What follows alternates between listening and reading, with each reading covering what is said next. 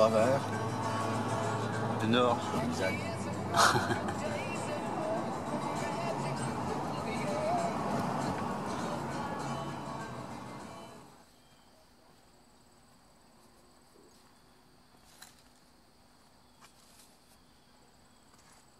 Je crois que ce qui m'a vraiment marqué chez Sylvain, et ce que j'espérais retrouver chez les Montréalais, c'est vraiment cette bienveillance et cet enthousiasme à me faire visiter et à me faire découvrir sa ville.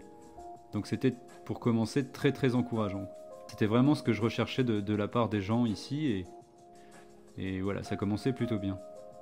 On a visité le cimetière du Mont-Royal, qui est la montagne autour de laquelle s'est développée la ville de Montréal. Et on a été au chalet du Mont-Royal, où il y a un super point de vue sur la ville.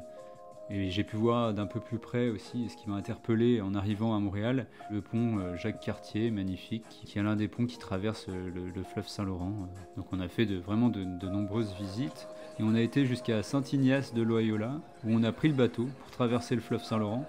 Donc visiter les alentours, la campagne environnante et revenir à Montréal en fin de journée.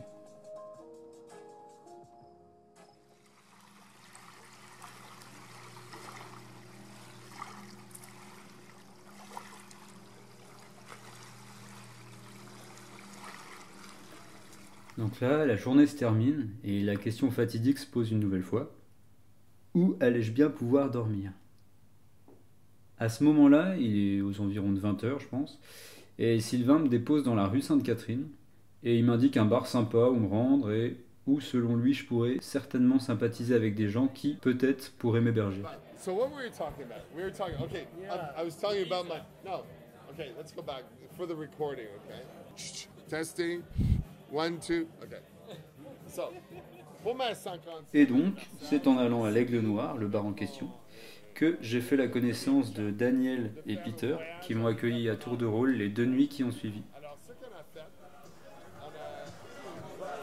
Franchement, le bar, c'est vraiment l'endroit social et festif par excellence où faire des rencontres.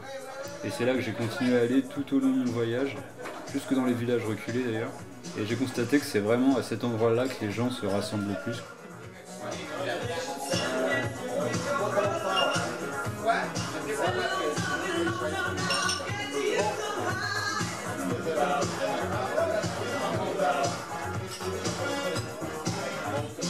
Au Stud, un autre bar de la rue Sainte-Catherine, où j'allais régulièrement faire des parties de billard, j'ai rencontré Casey, un artiste plasticien, qui m'a hébergé quelques jours, ce qui m'a permis de moins être en stress de devoir quotidiennement chercher un endroit où dormir.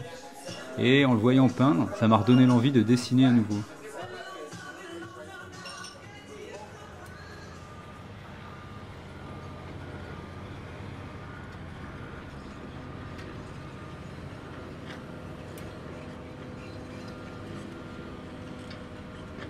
Bon, j'avoue que j'ai un peu abusé de son hospitalité, car je suis resté chez lui pendant 2 semaines. Donc j'ai fait une sorte de réappropriation de repères qui allait finalement à l'encontre de ce que je recherchais en voyageant. Parce que ce que je voulais vraiment, c'était avancer, rencontrer des gens, mais le but n'était pas de m'attarder. L'important était que j'avance, que je découvre des nouveaux lieux. Et là, c'était comme si juste j'avais changé de ville et que je m'étais posé à Montréal. Bon, après, il faut dire qu'à Montréal, j'ai fait énormément de rencontres qui ont contribué à leur manière à ce que mon séjour soit riche. C'est d'ailleurs pour ça que j'ai décidé de m'y attarder, vu qu'en tout, j'y suis resté presque 3 semaines.